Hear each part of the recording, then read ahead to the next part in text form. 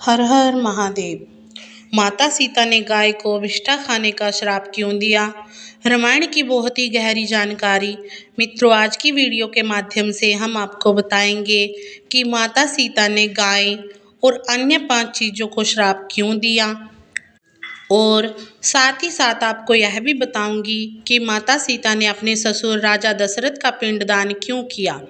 आखिरी पिता का पिंडदान करने का अधिकार बड़े पुत्र के लिए होता है, और जब बड़ा पुत्र नहीं होता तो छोटा पुत्र कर सकता है।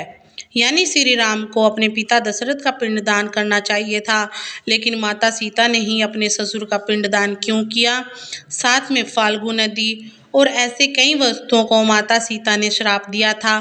तो इसी जानकारी के बारे में हम आज चर्चा करेंगे। अगर आपको इसके बारे में संपूर्ण जानकारी प्राप्त करनी है तो हमारे चैनल सारी दुनिया मेरी के साथ जुड़े रहें और वीडियो को आखिरी तक अवश्य देखें। चलिए तो शुरू करते हैं यह कहानी। मित्रों, बात है उस समय की जब भगवान श्री राम रावण को मार के यानी रावण का वध करके अयोध्या वापस आए थे, और उन्होंने राजपद को स्वीकार किया था, यानी राजा बने थे। जब अयोध्या के राजा बन गए तो कुछ दिन तक पूर्व अपने अयोध्या में राज किया। उसके बाद उन्होंने विचार किया कि हमारे लिए तीर्थ यात्रा करना चाहिए, तो श्री राम जी वह तीर्थ यात्रा करने निकल जाते हैं। तीर्थ यात्रा करते करते श्री राम नेपाल के पशुपतिनाथ में गए, रामेश्वर में गए, 12 ज्योतिर्लिंगों का उन्होंने दर्शन किया। फिर वह चलते चलते सोनभद्रा नदी के संगम पर आ पहुँचे। इस प्रकार राम जिन तीर्थों पे गए वहाँ अधिक से अधिक उन्होंने दान किया, और जहाँ राम सीता के साथ पधारे वहाँ बड़े बड़े तीर्थ स्थापित हो गए। उनकी संख्या शेष भी बता सकते हैं। शेष अवतारी लक्ष्मण थे, वो भी बता सकते हैं, परंतु विचारवान उनमें 6 तीर्थों का मुख मानते हैं। 4 भाइयों का, 5वां सीता का और 6ठा हनुमान जी का, जिनमें कोई भेद नहीं है। श्री राम सोनभद्रा तथा गंगा के उस संगम में स्नान करने के बाद वह 3 रात व्यतीत किया। फिर प्रसन्न होकर गंडकी नदी के संगम पर आ गए। फिर श्री राम किसी स्थान पर 3 रात, किसी पर 5 रात और किसी पर 18 दिन तक रहे। 3 महीना उन्होंने कई दिन तक समय व्यतीत किया, और गंडकी के संगम पर स्नान करके श्री हर नेपाल में पशुनाथ के दर्शन करने पधारे। रघुकुल नंदन राम हरिहर क्षेत्र में गए। इस प्रकार राम सब तीर्थ में घूमते हुए बीच में गंगा दक्षिण संगम पर आ पहुंचे। कुंड नगर होते हुए जरासंध के नगर, जिसको आज के समय में बिहार कहते हैं, उस समय जरासंध का नगर में आ पहुंचे। फिर उस समय जरासंध के नगर फल्गु नदी के तट पर बैठे थे। विमान छोड़कर दिव्य विष्णुपद के दर्शन के लिए वहां गए। वहां से दर्शन करने के बाद पूर्णयान के पास लौट आए। उस समय रात्रि हो गई थी, तो रात्रि व्यतीत करके राम जी जो थे सुबह शाम में ब्राह्मणों के साथ फाल्गु नदी के पवित्र स्थान के लिए निकले। उसके बाद माहेश्वरी की पूजा के लिए सैकत प्रदेश में बालू के 5 पिंड से दुर्गा की पूजा करने के लिए उदत थी। माता सीता बाएं हाथ से नीली बालू को लेकर उससे दाहिने हाथ से पिंड बनाकर जो पृथ्वी पर रखी, और पृथ्वी तल से निकलता हुआ अपने ससुर दशरथ जी का सुंदर हाथ उन्हें दिखाई दिया। उनका दक्षिण हाथ सीता के हाथ से उस उत्तम पिंड को लेकर पृथ्वी में प्रवेश कर गया। यह देखकर सीता मन में बहुत कौतुक हुआ। इस प्रकार सीता ने 108 पिंड दुर्गा जी के लिए बनाए और वहां पर रखे, तो ससुर जी दशरथ जी अपने हाथ से उठा के ले गए। तो मित्रों, यह देखकर माता सीता आश्चर्यचकित हो गई। तब वह उन्होंने दुर्गा जी की पूजा की और फिर पूजा करके विमान के पास लौट आई। इस बात का जिक्र उन्होंने भगवान राम के आगे भी नहीं किया। उन्हें इस बात का भय था कि राम जी क्या कहेंगे कि मैंने उनके होते हुए ये क्या अनर्थ कर दिया है। जब वापस भगवान श्री राम आकर पिंडदान करने लगे, अपने हाथ की अनामिका उंगली से राम नाम की खोद की सुंदर स्वर्ण अंगूठी निकालकर दक्षिण की ओर मुंह करके अहिदित्य मंत्र से धरती पर 3 रेखाएं खींची। वह रेखाएं आज भी स्पष्ट रूप में दिखाई देती हैं। उसके बाद उन्होंने खूंचा बिछाकर उस पर तेल और घी और मधु और शहद आदि से युक्त सत्य के पिंड का दान करना आरंभ कर दिया। राम दाहिने हाथ से पिंड लेकर पृथ्वी की ओर देखने लगे।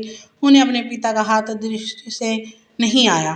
तब उनके साथ आश्चर्य वर्णित हो चुका था। साथ में लोग हो गए तो वे भी आश्चर्यचकित हो गए कि पिता का हाथ क्यों नहीं आया बाहर। राम जी ने लक्ष्मण जी से पूछा कि हे लक्ष्मण, हे भाई, तुम बुद्धिमान हो, क्या तुम इसका कारण मुझे बता सकते हो? लक्ष्मण जी ने कहा, भाई, जब आप लोगों ने गोदावरी की यात्रा की थी तब भी इन बुद्धि फल के आटे से पिंडदान देते समय अपने पिता का हाथ बाहर आया था, परंतु वह यह नहीं आया। हमें तो इस बात का आश्चर्य है कि आप इसका कारण जानकी से पूछें, वो अच्छे से बता सकती हैं। जानकी व्याकुल हो गई और बोली, हे रघुनंदन, क्षमा कीजिएगा, मुझसे कुछ अपराध हुआ है। यह सुनकर राम ने सीता से पूछा, व्याकुलता और कोई बात नहीं, जो बात है मुझे स्पष्ट रूप में बताओ। तो सीता माता ने सारी स्पष्ट रूप से बात समझा दी।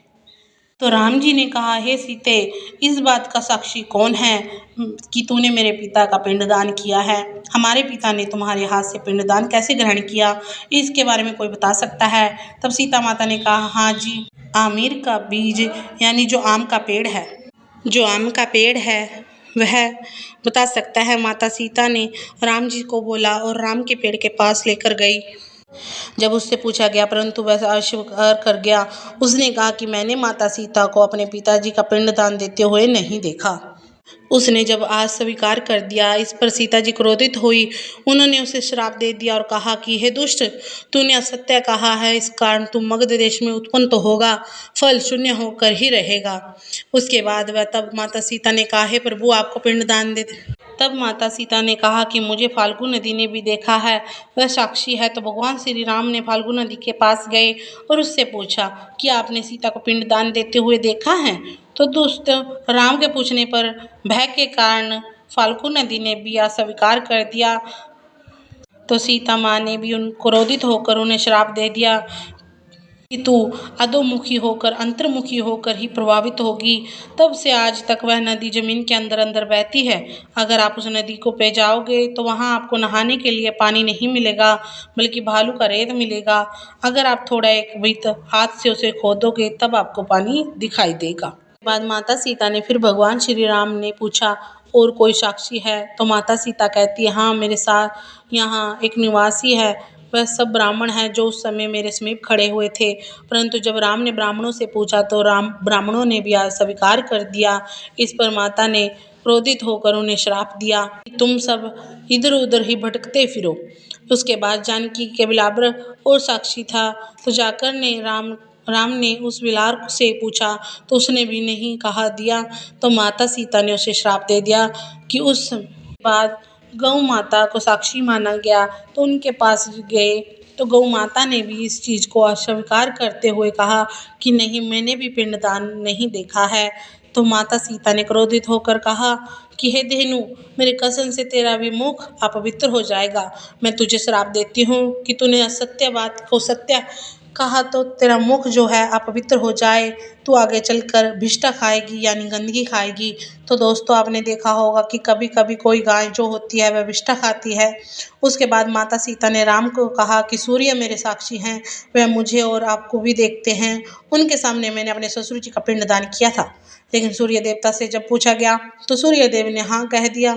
सत्य बात कही, इससे अब आपके पिता संतुष्ट हो गए हैं। इतने में ही सूर्य के समान कांतिवान विमान पर दशरथ जो थे वह साक्षात आते हैं। राम का लिंगन बिना कर बोले, हे राम, तुमने हमको वशुद्ध तार दिया है। मैथिली के पिंडदान से मुझे बहुत तृप्ति प्राप्त हुई है। अब लोभ शिक्षा तुम गए हो, सदाचारण आवरण करो। तब राम के पिता से पूछा कि आपने कितनी शीघ्रता से भालू का पिंड क्यों ग्रहण किया, इसके कारण कहिए। तो दशरथ जी बोले, हे राम, यहाँ गया पिंडदान के समय बड़े ही विघ्न उत्पन्न होते हैं, इसलिए इसी कारण मैंने अपनी शीघ्रता से पिंड ग्रहण कर लिए। दोस्तों, आज भी गया बिहार में सब माता पिता ससुर और उनके पिंडदान करने का अधिकार बेटी और उनकी बहुओं को होता है। दोस्तों, अगर आपको ये कथा अच्छी लगी हो, ये जानकारी अच्छी लगी हो, तो हमारे चैनल को लाइक करें, सब्सक्राइब करें और हमारे साथ जुड़े रहें। हर हर महादेव।